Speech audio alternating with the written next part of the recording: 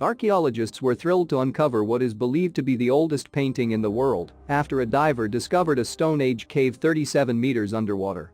The discovery was made along the south coast of France, in what is now known as the Cosquer Cave, after its finder Henry Cosquer.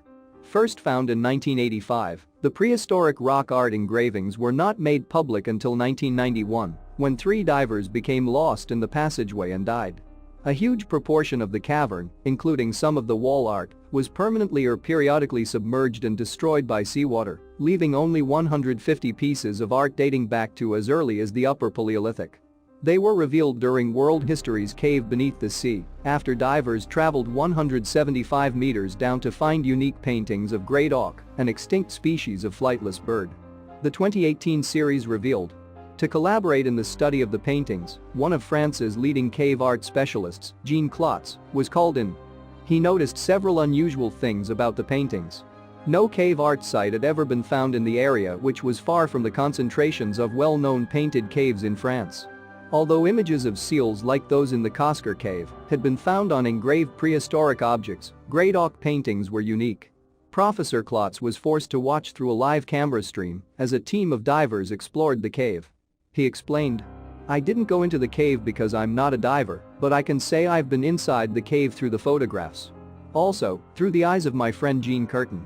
So through the cameras, I monitored what was going on inside the cave for the whole afternoon." But Professor Klotz and the rest of the team were baffled after discovering the art was not the work from just one historic period.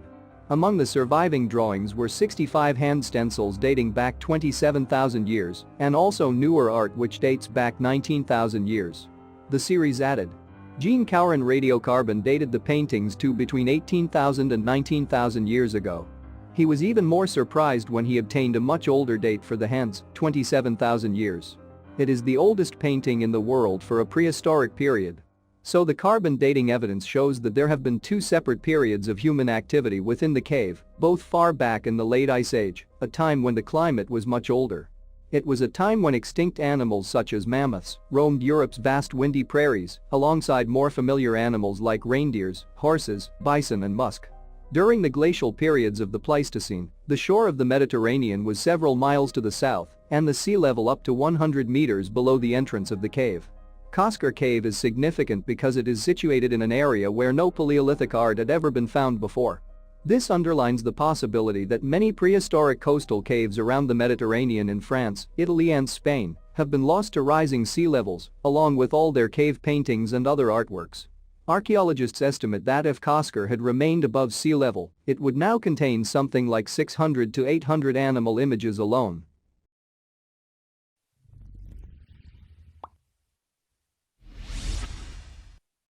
Mayan gate to the underworld found near site of final battle. Archaeologists have discovered hundreds of Mayan artifacts from Lake Petén Itza in Guatemala and believe the site has deeper meaning.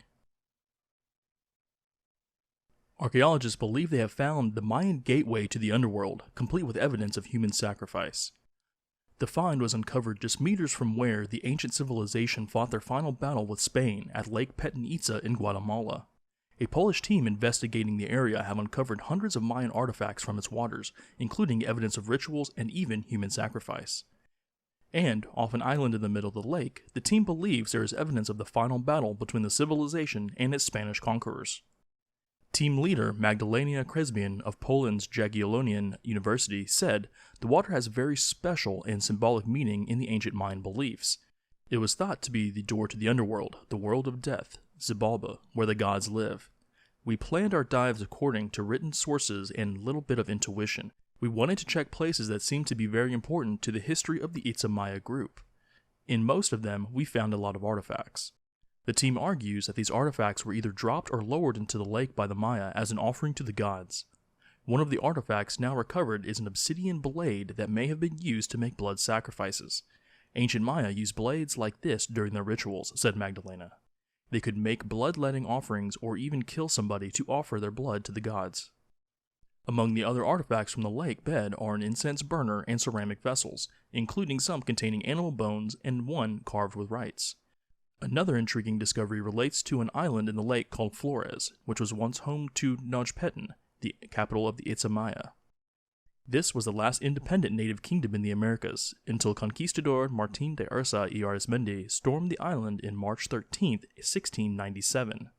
Magdalena said most of the written sources say that the battle between the Spaniards and the Maya, who lived in Nojpetan, took place on the west side of the island. We found an artifact in this area, a Maya stone mace head which can be related to the battle. She added, "It seems we have confirmed the location of the last battle between the Maya and the Spaniards, and we probably found the area of the ritual activity of the Itza. This is a great beginning to the process of better learning their customs, beliefs, and culture." The ceremonial relics from the lake bed are pre-Columbian, dating from 150 BC up to 800 AD. However, Magdalena is keen to emphasize that her team have only undertaken reconnaissance of the sites, rather than complete excavations. She said, "We should make underwater excavations to be sure if the area we found the objects in was the area of ceremonial activity. Right now, we can't be sure about the context of the objects and whether their location is not the result of water movement or other factors. But if we can confirm that in this area the ritual objects were found in situ, and we think the two ceremonial objects were, at least one part of the lake can be called sacred."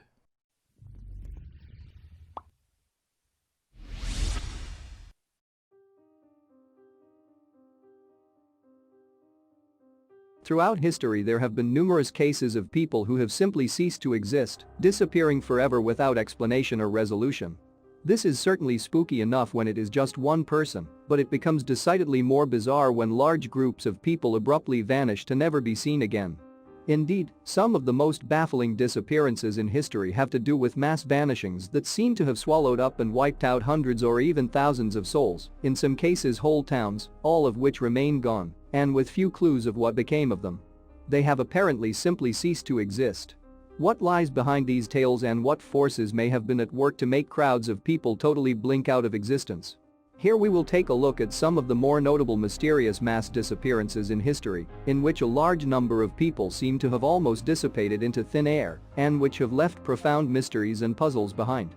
Perhaps one of the most well-debated mass vanishings of all time comes to us from the cold expanses of the frigid north.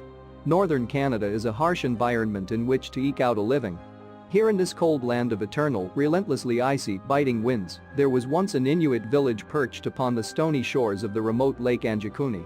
The settlement was a rather prosperous fishing village at the time, with a population of about 1,200 to 2,500 people, who toiled away in the gnawing cold to make a living out here on the outer fringes of civilization. It was here that a fur trapper named Joe LaBelle came through snow and ice to seek refuge in November of 1930, after an arduous journey overland by snowshoe running trap lines. LaBelle had apparently been to this village before and often relied on the warm welcome and supplies he could expect to receive here, yet this was not to be a typical visit. Upon reaching the village, LaBelle found no one there to welcome his arrival, as was usually the case. Finding this rather odd already, he was soon overcome by the sheer, almost deafening silence that emanated from the normally bustling village as he stood there in the cold, buffeted by wind and a glaring void of any other sound. None of the activity he had come to expect from this normally booming fishing town was anywhere to be seen, and his shouts out into the still village were answered with the howling of wind. LaBelle cautiously made his way into the village, and it was not long before more eerie discoveries were made in the frigid, deathly silence. He passed a group of emaciated sled dogs dead in the snow, frozen solid and half buried in snowdrifts, seeming to have starved to death out in the bleakness. A peek into several of the snow-caked shacks in which the villagers lived showed that personal items remained, as well as weapons such as rifles. There were also meals on tables and even pots that had been left cooking over fires, whose charred contents had since gone cold, save for a few that hung over some still smoldering embers. Everything remained undisturbed and just as it had been left, and there was no sign of any struggle or anything out of the ordinary, except the fact that there was not a soul to be seen anywhere. For all appearances it seemed as if someone should have been coming back at any moment, but no one did. It seemed that every single inhabitant of the village had simply vanished. When LaBelle left the ghostly silence behind and made his way back to civilization, he immediately reported the situation to the RCMP, Royal Canadian Mounted Police, who launched an investigation into the matter. They would also find an abandoned village in which all of the huts and shacks had been left totally undisturbed and with all provisions and weapons left exactly where they were supposed to be. Even the storehouses had remained untouched, their contents sitting silently in the frigid, silent cold. The authorities also found the dead sled dogs tied to a tree and frozen into the landscape, and they made the further chilling discovery of sacred graves that had apparently been emptied, their contents nowhere to be seen.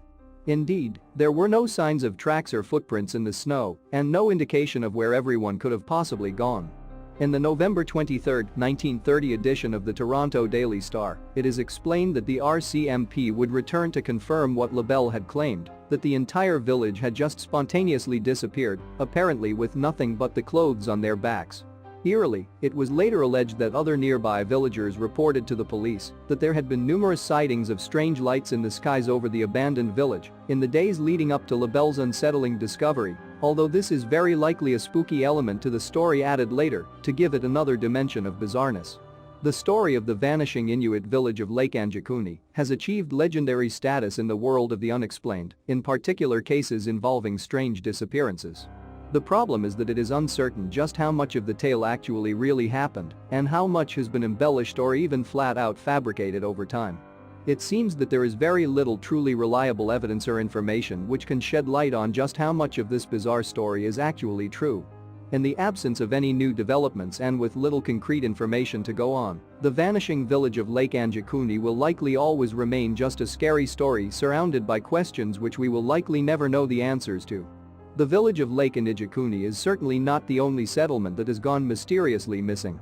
Indeed, one of the most well-known baffling vanishings in history is the strange case of the lost colony of Roanoke Island. In 1587, the first permanent English colony of the New World was established on the island of Roanoke, an 8-mile (12 kilometers) long, 2-mile (3 kilometers) wide sliver of land lying within a chain of barrier islands called the Outer Banks, off the coast of the U.S. state of North Carolina. Around 120 settlers including men, women, and children braved hardship and a long sea journey to start a new life here, led by a John White, whose own granddaughter, Virginia Dare, was to be the first English person born on the continent of North America. Life in the new colony was hard, and the settlers faced severe, unforgiving weather and a lack of supplies, as well as a rocky relationship with the native tribes of the area due to confrontations with an earlier failed settlement here in 1584, which had ended in violence. Things eventually got to the point where White was forced to return to England to load up on various things the colony desperately needed. As he said his goodbyes to friends and loved ones who would stay behind and sailed out over the horizon, White did not think that it would be long before he was back with his colony and family. The original plan was to return to the Roanoke colony within 3 months with the needed supplies, but there were some unforeseen obstacles. England's war with Spain had created a situation in which every available ship was needed for the war effort. Shipping had been banned due to the relentless attacks from the Spanish Armada, and subsequently White's own ship was confiscated. Rather than the 3 months originally intended, White wouldn't return to Roanoke until August of 1590, around 3 years later than anticipated. When White finally sailed into Roanoke, he was not greeted with the sight of the community and loved ones he had left. In fact, he was not greeted by anyone at all.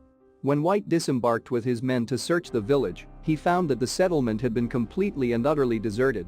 Homes had been orderly disassembled and removed, yet there was no trace of where all of the settlers had gone. It was as if the village had been erased from existence. A complete search of the area turned up only a few eerie clues: the word Croton hastily carved into a tree and the letters Crow carved into another tree. Other than that, there were no signs of a struggle or anything amiss, other than the complete lack of any signs of life. They had simply vanished. White surmised that the carved words meant that the settlers had relocated to an island to the south, now known as Hatteras Island, which at the time was the home of a tribe of friendly natives, known as the Croton. Indeed, before his departure 3 years earlier, he had instructed the settlers that if ever they were forced to leave the island, they were to carve the name of their destination into a tree, along with a Maltese cross, if there was danger involved in their movement, such as an attack from the hostile natives or a natural disaster. In both of the carvings found there was no cross, making it a mystery as to why they would have left in the first place. White had the full intention of making the journey to the Croton Island, but he was besieged with foul weather and a bedraggled crew who were uncooperative almost to the point of mutiny. Vanquished by these obstacles, White had no choice but to return to England, never to come back, and leaving the fate of the settlers, which included his own daughter and granddaughter, unresolved. It is a mystery that centuries later we are still not really much closer to solving. There have been many theories as to what happened to the vanished lost colony of Roanoke Island. Some think that the settlers were attacked and killed by aggressive natives who did not take kindly to foreign settlers coming to invade their lands and who had had violent confrontations with foreign settlers before. Others think that a mysterious disease killed off the colonists, which is an odd theory, considering there was not a single body or grave to be found. Still other theories point to some violent cataclysm such as a hurricane, that they were attacked by marauding Spanish forces scouring the coast, or even that they tried to leave the New World to sail back to England, only to be swallowed into a watery grave by the sea. It is also quite possible that the settlers did indeed go to Hatteras Island to assimilate with the natives there, just as White had predicted. Over the ensuing centuries there have been occasional frustrating clues as to what happened to the colonists, but no answer has really ever congealed, and for all of the speculation we ultimately just don't know. Until more concrete evidence becomes available, the mystery of Roanoke Island's lost colony will perhaps forever elude us. Another curious account of a disappearing settlement is that of the village of Hoar Verde in Brazil. On February 5, 1923, a group of visitors to this small hamlet of 600 people were amazed to discover that there was not a soul to be found anywhere in the town, and homes and other buildings had been abandoned in great haste, with personal belongings and food left behind as is. Authorities launched an investigation, but could find no sign of where any of the inhabitants had gone. The only clues left behind were a single gun that had been recently fired and a message scrawled on a blackboard that read, "There is no salvation." Theories of what happened to the 600 vanished residents of Hoar Verde range from the plausible notion that they were forced to evacuate due to attacks from roving guerrillas or drug dealers to the more far-out idea that they were abducted by aliens, but there is unfortunately very little evidence to make any conclusions, and the case of Brazil's vanishing village remains a baffling conundrum. Joining the ranks of bizarre mass disappearances are those of large amounts of soldiers that, for reasons left unexplained, have vanished without a trace. Perhaps the most well-known of these cases is that of the mysterious disappearance of the Roman 9th Legion. Formed originally in around 65 BC, the 9th Legion was the most ruthless and greatly feared fighting force in the Roman Empire's military, consisting of around 5,000 of the empire's most skilled and highly trained fighting men, pulled from a variety of countries. By the 2nd century AD, the extremely well-armed, highly trained army of the 9th Legion had laid waste to enemies in far-flung locales as far and wide as Africa, Germania, Spain, the Balkans, and Britain, and were instrumental in maintaining Rome's iron grip across its vast empire. Indeed, in the 2nd century AD, the 9th Legion was at the tip of the spear that Rome was trying to drive into an insurgence from untamed rampaging tribes of painted-faced barbarians churning within Britain at the time. It was a conflict that would test Rome's might, as it was suffering great losses here against barbarian hordes and struggling to keep Britain under its control. In particular, under the reign of Emperor Hadrian, AD 117-138, the Romans were losing large numbers of soldiers to the bloody battlefields of Britain, and the whole engagement was so extremely worrying to leaders in Rome that they would even eventually erect a huge wall, called Hadrian's Wall, to keep the enemy out. It was into this horrific maelstrom of fighting and turmoil that the 9th Legion marched in around 109 AD, when they pushed forth into what is now known as Scotland, to face an enemy that terrified most soldiers, with their primitive face paint streaked across fierce visages, attire of ragged bear and wolf skins over substantial bear flesh, even in the middle of winter, fierce tattoos, booming war drums, and their mystical shamans, howling prayers to ancient Celtic gods in the midst of battle. These barbarians were seen as a ruthless enemy the likes of which no one had ever seen before, yet the 9th Legion bravely marched forth to engage and push them north. This vast force of heavily armored soldiers would go forth to engage and would never be seen again, thousands of men gone without a trace, not a single one ever to be accounted for. The disappearance would go on to grip the public imagination with the publishing of such works as Rosemary Sutcliffe's 1954 book, The Eagle of the Ninth, which was an instant bestseller when released. The mystery of the missing Roman 9th Legion has become legend and a baffling historical oddity that has never really seen a satisfactory answer. There are of course many theories as to what happened to the Roman 9th Legion. One of the more plausible ones put forward by historians is that there was nothing mysterious going on at all, chalking it up to the Legion merely slowly transferring to other battlefields in Britain or the Middle East, or even disbanding altogether. The legends of Scotland like to portray a different scenario, that the well-equipped formidable Roman fighting force was whittled away by tenacious guerrilla attacks by the very under-equipped primitive forces they were trying to eradicate. Some rumors that leaked from the battlefield at the time suggested that a catastrophic battle had ensued between the Roman forces and the Celtic tribes, which had resulted in devastating repercussions. However, for all of the theories, there is little archaeological evidence to settle the matter once and for all. All we know is that, for whatever reasons, Rome's most exalted, feared fighting force totally disappeared from the records, only to move on into the realm of mystery and legend. The disappearance of the Roman Ninth Legion continues to capture the imagination.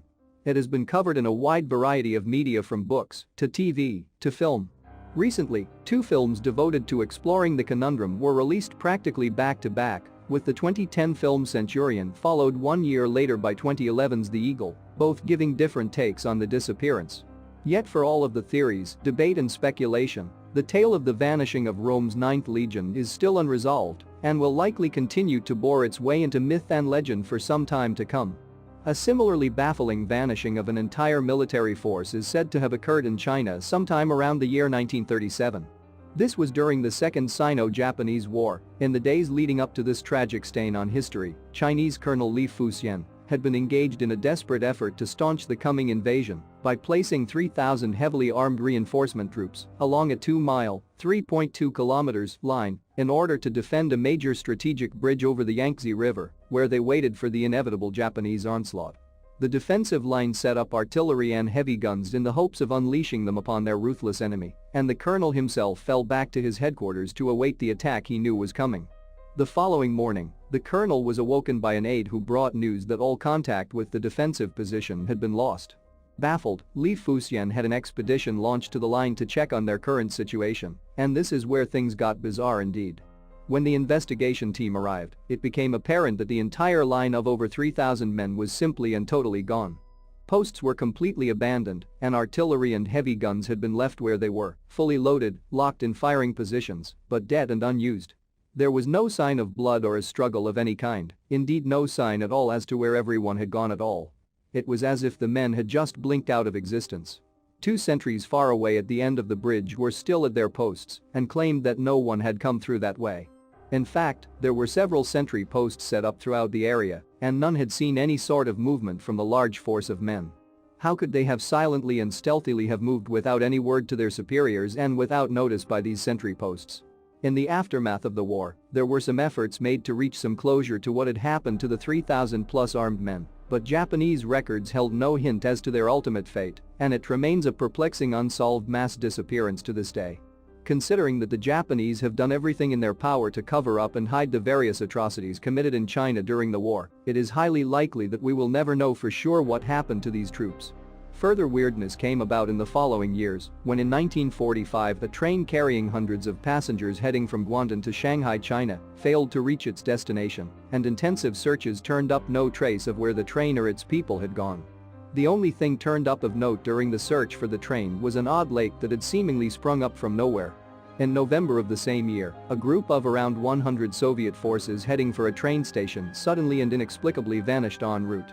A subsequent investigation turned up a camp that had been halfway set up and a fire that had been put out, but no sign of where the men had gone. What lies at the heart of these sorts of mass vanishings? Is there some rational explanation, or is there something far more bizarre than we can possibly imagine at work here? There have been numerous theories as to what may lie behind these mysterious disappearances, ranging from meteorite strikes to spontaneous earthbound black holes or interdimensional portals that open up to swallow large numbers of people before flickering out of existence, to UFOs, to even an ancient Greek god known as Proteus, which is said to be a vast mass of protoplasm that lies dormant deep in the bowels of the earth to occasionally surface to feed. The Proteus theory was in modern days suggested by the author Dean Koontz, who wrote of this as an explanation for mass disappearances in his horror novel Phantoms. Koontz explained, "It is an enormous mass of protoplasm covering maybe an area of some square kilometers. Some millions years of age, it is probably one of the very first forms of life existing in the entrails of Earth or deep in the ocean. Once or twice in a century it eats people, dissolving and digesting them almost entirely." Deep pools of water were found in the huts of Roanoke Colony. A Chinese pilot searching for a missed train spotted from air a small lake that seemed to emerge from nowhere. Frozen water was found in the huts of an abandoned small Eskimo village on the shores of Lake Anjikuni, Canada, in 1930. The human body is 90% water, and that was perhaps all that was left of the dissolved victims of Proteus. Could any of this possibly be that bizarre? What are we to make of the sudden, inexplicable vanishings of hundreds or even thousands of people? Are we to ever know the fate of these lost, forgotten souls? Did they ever even happen at all, or is this all just spooky superstition wrapped into history? While we may not have, and perhaps never will have the answers to these questions, it is certainly compelling and not a little frightening to think about the notion that at times this world we live on potentially has the ability to open up and just swallow us up or wipe us off the face of the earth without a trace.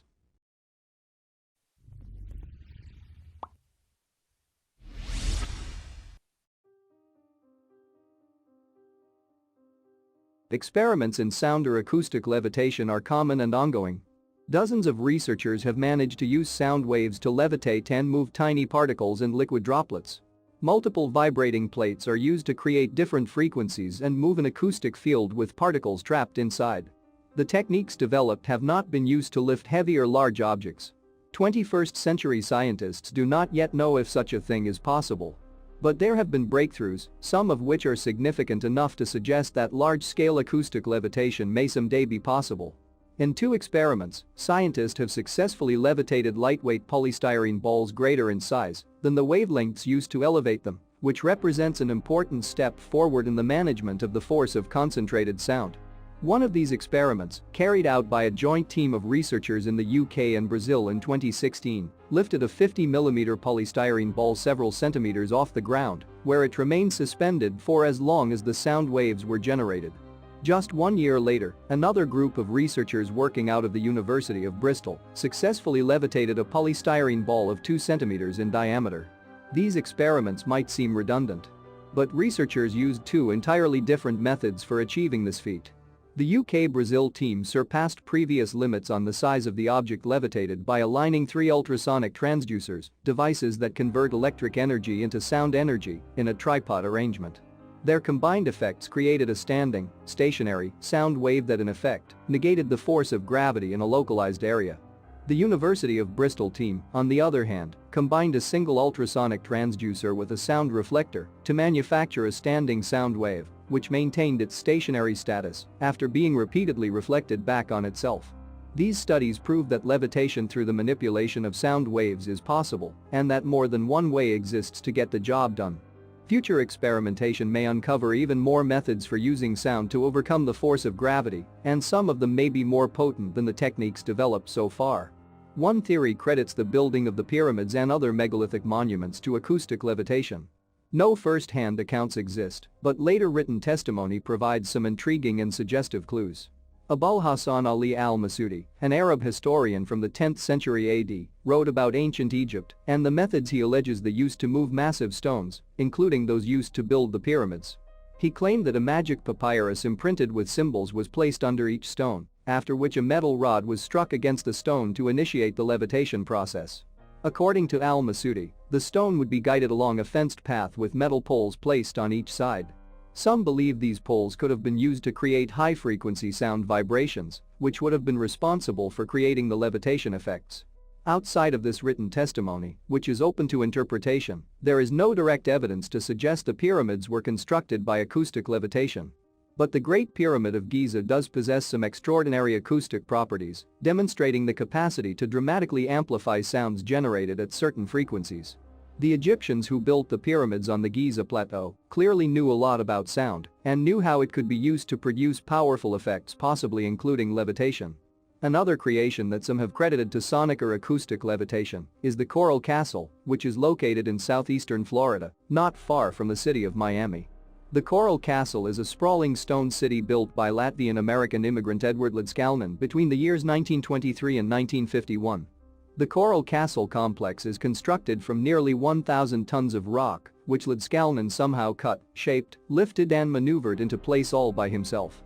Lidskalnin refused to allow visitors or observers on site while he was working, so there are no eyewitness accounts detailing his construction methods. There were no reports of mysterious sounds coming from the vicinity of the Coral Castle during the construction phase, but sonic levitation generally relies on the use of sound frequencies that are inaudible to humans. In his writings and conversations, Lidskalnin never specifically identified sound as a key factor in his work. But it is known that he had an interest in radio and possessed a range of radio equipment, which he used for unknown purposes. Lidskalnin at one point told someone he knew how to tune into the music of the stars, a reference that could have either literal or metaphorical connotations.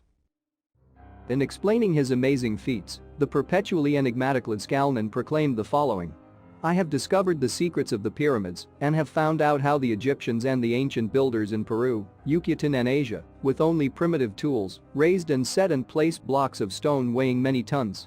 There is an implication here that somehow these ancient masters had developed a method for overcoming the force of gravity. Just exactly how Ladskalnin would have discovered the secrets of the ancients is unknown. Many anecdotal tales of acoustic levitation come from travelers in the Far East who claim to have encountered mystics or ascetics who possess the ability to levitate objects, sometimes with the assistance of sound. One fascinating story came from a medical doctor named Jarl, who had been brought to a remote area of Tibet in 1939 to treat a Tibetan Buddhist holy man suffering from an unknown illness. After spending some time among the monks, he eventually gained their confidence, and to show their appreciation, they performed a demonstration in sonic levitation that left Dr. Jarl astounded. In a clearing, the monks arranged 19 musical instruments, 13 drums and 6 trumpets, in a 90-degree arc around a large heavy stone. On cue, they began to play these instruments in unison, singing and chanting at the same time. After a few moments, the stone suddenly lifted into the air, and it continued to rise until it landed on a hilltop perch approximately 250 meters above the ground.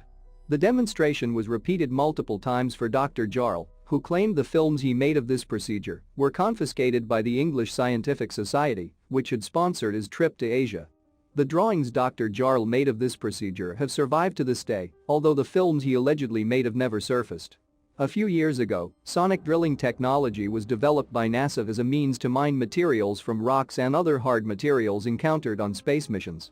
This helped boost interest in the capacity of sound to generate force, including the power necessary to levitate physical objects. Compared to stories of heavy stones lifted high into the air by chanting and drum-playing monks, the achievements of 21st century scientists may not seem impressive. But they do show that sound waves can be used to accomplish amazing things, and controlled experiments are more authoritative than unproven anecdotes from the distant past. Acoustic levitation is real, and as scientists learn more about how it works, their ability to harness it will likely advance by leaps and bounds.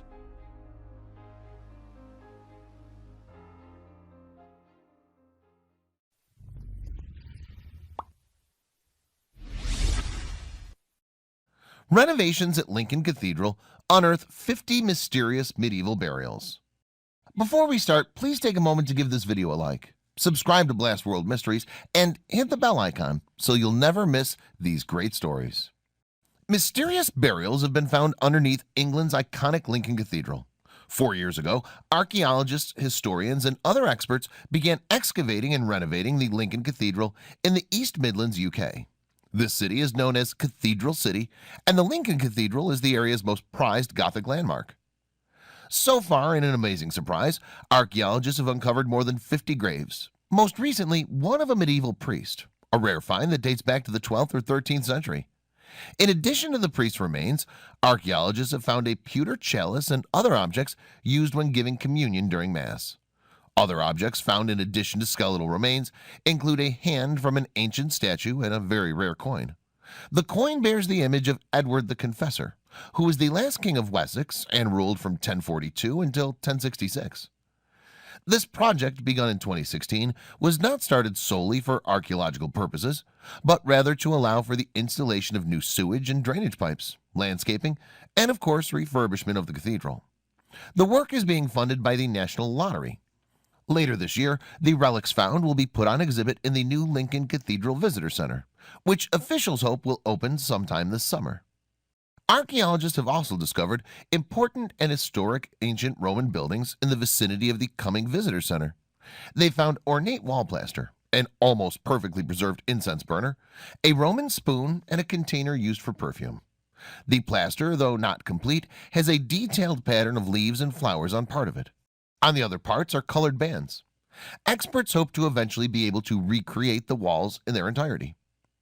Natasha Powers is a senior manager with Allen Archaeology, the firm in charge of the excavation. She's been on the project since the beginning and recently told the media, "Since our work began in 2016, we've uncovered significant evidence of Lincoln's medieval, Saxon, and Roman past. The objects we found are not only beautiful and interesting in themselves, but importantly, they enable us to better interpret the lives of those who occupied the city in previous centuries." Work on the cathedral and the excavations currently underway are scheduled for completion by 2022. It isn't only what's beneath the cathedral's grounds that's incredibly important to historians. The church itself is, and has been for centuries, a vital part of this community that today is home to almost 95,000 people. The renovations had a budget of more than £12 million, but already costs are predicted to exceed that.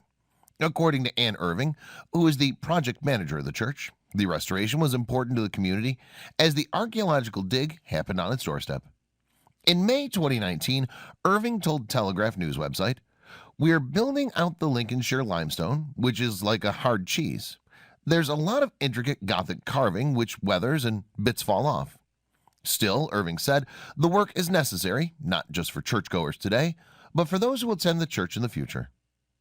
"We're not just thinking about our generation," she told the Telegraph, "but the generations beyond us and what they'll have to face if the repairs are not tended to now." And churchgoers are not the only folks who love the Lincoln Cathedral. TV and movie producers love it too. In 2005, the church stood in, so to speak, for Westminster Abbey in the film The Da Vinci Code, starring Tom Hanks. So while costs for the renovation and the archaeological dig may rise, so will the cathedral's fame and profile. And perhaps visitors to the UK will make a point of going to Lincoln, seeing the cathedral, and visiting the town. That means tourism, which means money flowing into local businesses. Perhaps they'll stop in at the visitor center and see the exhibit of the ancient priest excavated recently and the artifacts found with him. When history and economics combine, it can mean a win-win for everyone involved.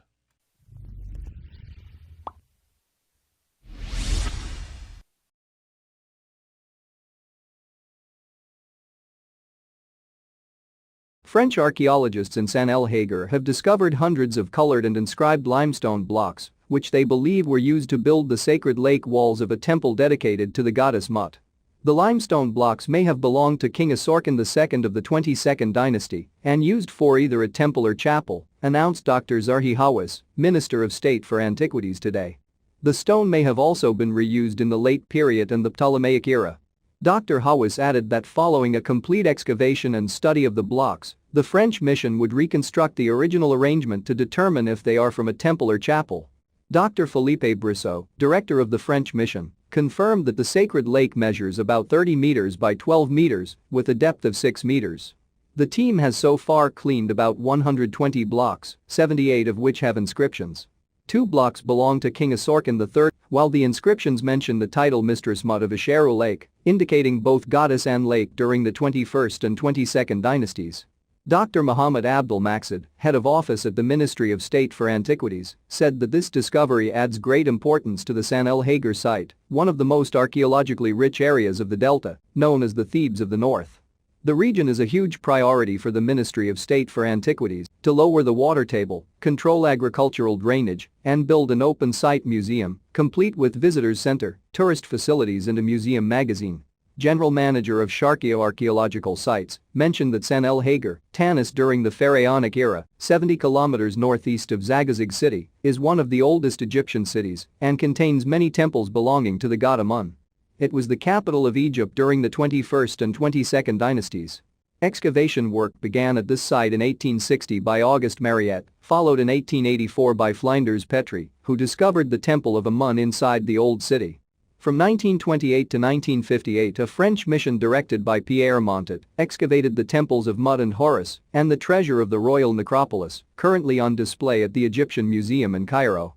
Now under the direction of Dr. Philippe Brissot, the inscriptions of this latest discovery are thought to be amongst the best quality reliefs to be found in Egypt.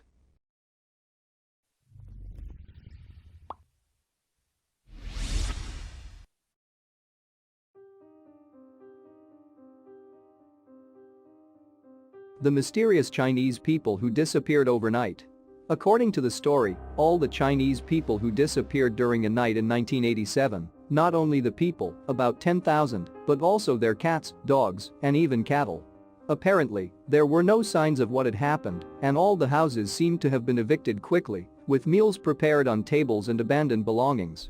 But this was only the beginning, as reports began to appear that claimed that in the days before the disappearance, there had been numerous UFO sightings in the area.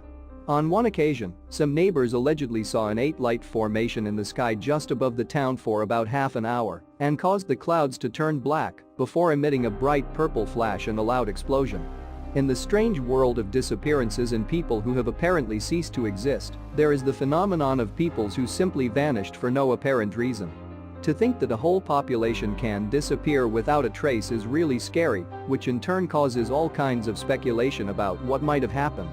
But whoever thinks that it is quite difficult for a town to disappear has to know that there have been well-documented cases throughout our history, such as Roanoke Colony on Roanoke Island, in Dare County, now North Carolina, United States, and Yukuni, the missing Eskimo people in Canada, or the picnic in Hanging Rock in Australia, a group of students in a boarding school that disappeared inexplicably. And a very curious story that appeared not long ago has to do with a town in a remote area of China, which supposedly disappeared overnight. Located in a region of central China, in the province of Shaanxi, which extends 205,800 square kilometers and covers the majestic Wei Valley, Loess Plateau, the Muus Desert, and the Qin Mountains. And this place was a rural town like any other that was in the region, with nothing particularly out of the ordinary or exceptional, apart from its proximity to a rocket launch center. But in 2010, a great stir was formed in Chinese social networks when the story of how this small town disappeared completely from the face of the earth became known. They also said that the area was infested with snakes shortly before the town disappeared for unknown reasons, and the reason why the case was not known until 23 years later was that the Chinese government covered up the incident. According to the new Tang Dynasty television media, the inhabitants were transferred in the middle of the night as part of an operation that was linked to a secret project, probably of a military nature, although, supposedly, there is a nuclear base buried somewhere deep in the mountains. A large number of troops were sent to the place, all the people were taken to another place during the night, including people and animals. The mysterious operation had a code name, Operation Night Cat. Some witnesses even claimed to have seen people climbing in military trucks. In addition, in the days after the disappearance of the town, numerous military vehicles, tanks, and even missile launchers appeared in the area, which caused all kinds of speculation, from cover-ups of a disaster to UFOs. Of course, the Chinese government completely denied having participated in the mysterious disappearance of the people. Given that these stories have their origin in social networks, along with Chinese internet censorship, anyone can think that it is only an urban legend, fueled by the total inability to corroborate the stories. But we must also remember how disasters concealed by the Chinese government have occurred, such as the famous catastrophe of March 3, 1996, in Zhejiang. Details about the worst rocket launch accident in history are only known because it was witnessed by numerous foreign experts. As Air and Space Smithsonian magazine reported in 2013, the town near the launch center disappeared, as if it never existed. At present, there is no monument to the victims, and its history has never been mentioned in the state-controlled Chinese press. But it must also be said that the case of the Shaanxi people is completely different, especially because of the strange lights in the sky, the appearance of several UFOs, and dozens of snakes sliding down the mountains to protect themselves from a seemingly invisible danger. In the end, we only have more questions than answers. Did this town really disappear without a trace during the night, and if so, why? Was he evacuated by the military for unknown reasons? Did it relate to UFOs that were supposedly seen? Is it just a conspiracy, an urban internet legend, or is there something else?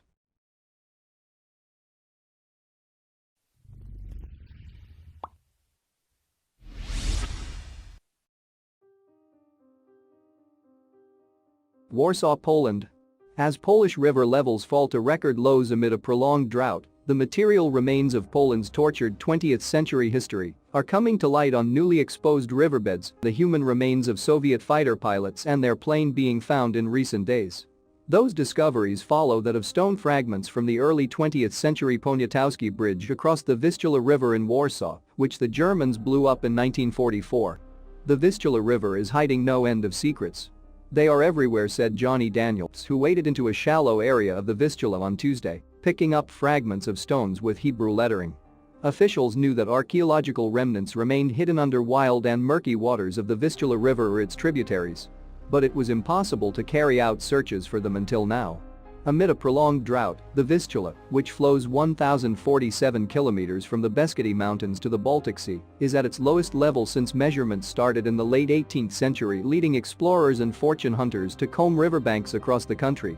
On Sunday, explorers found the remnant of the Soviet fighter-bomber plane in the Bzura River, a tributary of the Vistula, near the village of Kamień in central Poland. The pieces have been moved to a museum in nearby Wyszegród for examination, with more recovery work planned for Saturday. The head of the museum, Zdzisław Leszczyński, told the Associated Press that parts of Soviet uniforms, a parachute, a sheepskin coat collar, parts of boots, a pilot's personal TT pistol and radio equipment were found. The inscriptions on the control panel and on the radio equipment are in Cyrillic. The uncovered remnants are part of the larger story of a devastating war that played out across Poland from 1939 to 1945.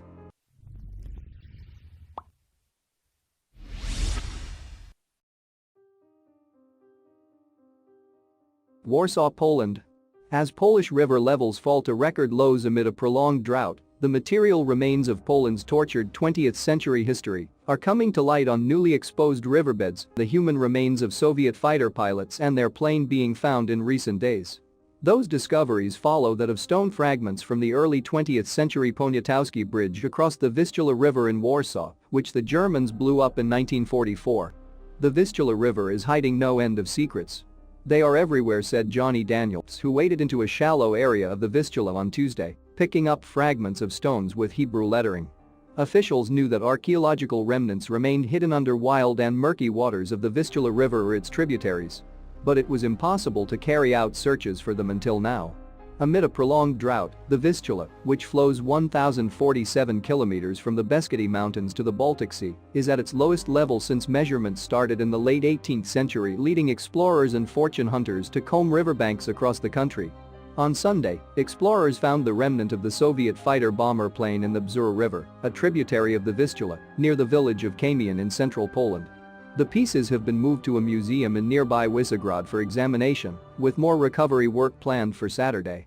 The head of the museum, Zdzisław Leszczyński, told the Associated Press that parts of Soviet uniforms, a parachute, a sheepskin coat collar, parts of boots, a pilot's personal TT pistol and radio equipment were found. The inscriptions on the control panel and on the radio equipment are in Cyrillic. The uncovered remnants are part of the larger story of a devastating war that played out across Poland from 1939 to 1945.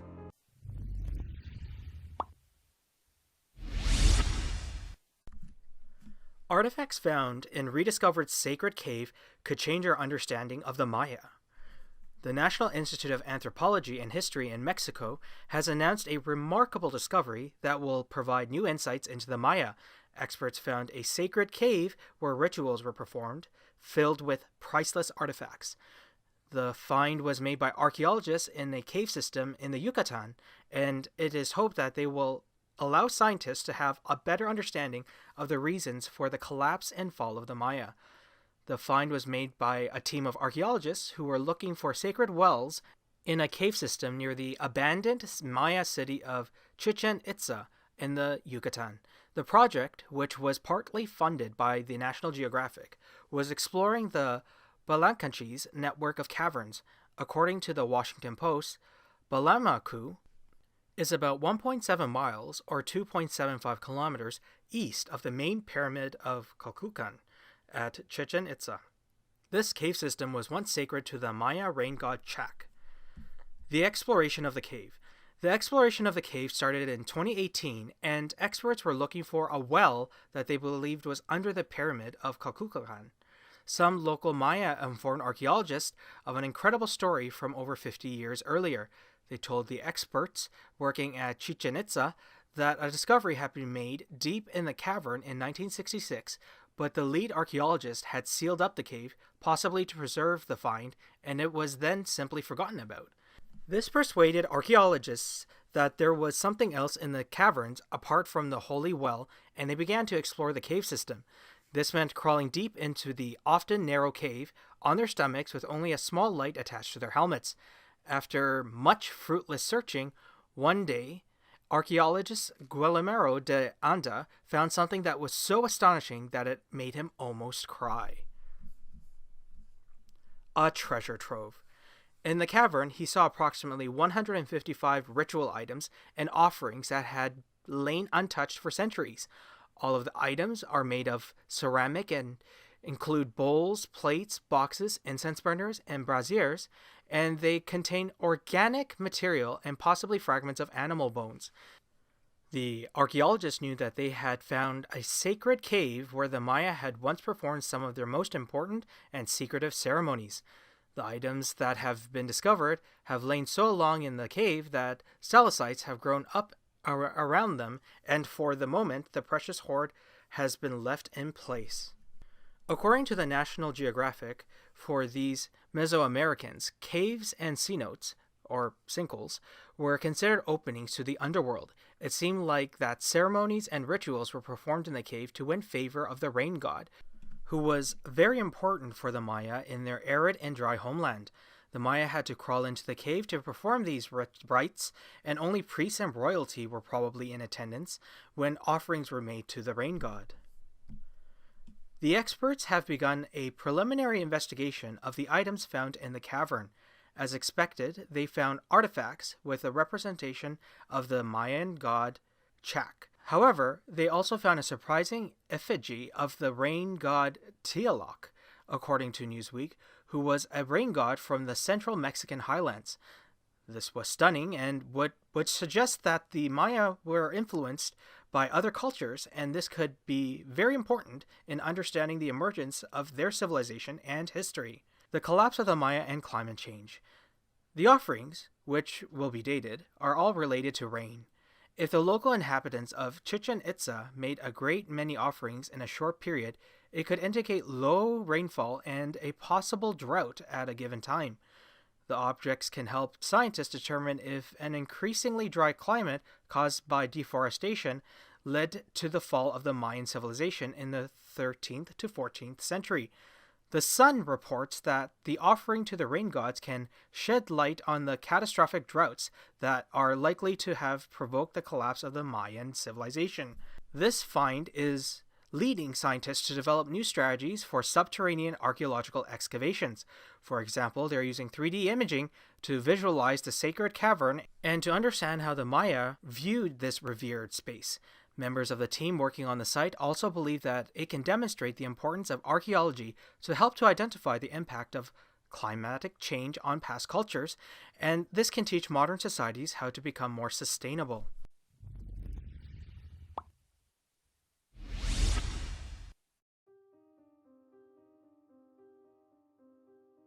Gold looted from the Aztecs some 500 years ago was found to have been stolen by famous Spanish conquistador Hernán Cortés, archaeologists have revealed.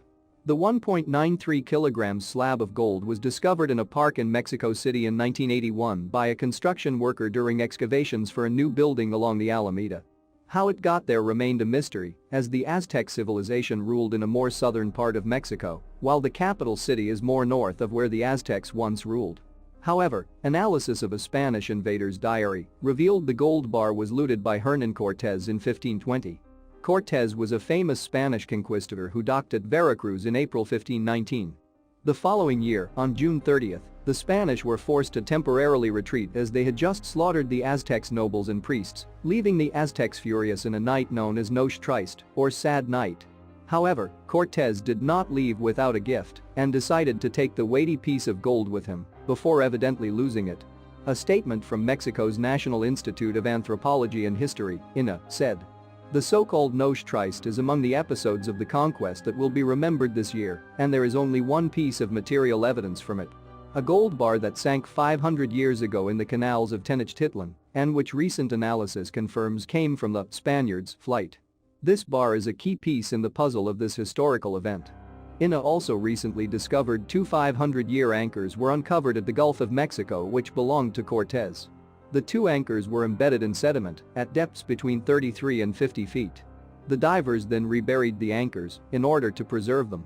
Remarkably, an intact wooden crosspiece had been discovered in the same vicinity last year. Subsequent analysis concluded the artifact dates somewhere between 1450 and 1530, the same period in which Cortés arrived in the area. Cortés intentionally sunk 10 ships to prevent potential dissident soldiers deserting to Cuba, according to historical documents. The anchors were recently found at the location in which the sinking is thought to have taken place. INAH said that the anchors were in a southwesterly direction, which is further indication that they may have been part of Cortés's fleet. The Spanish conquest of the Aztec Empire was a huge event in their colonization of the Americas. Cortés conquered the Aztecs against the odds. He did so by forming alliances with various indigenous groups, turning groups against each other. King Charles I of Spain, however, appointed him the governor of New Spain shortly afterward, in 1522.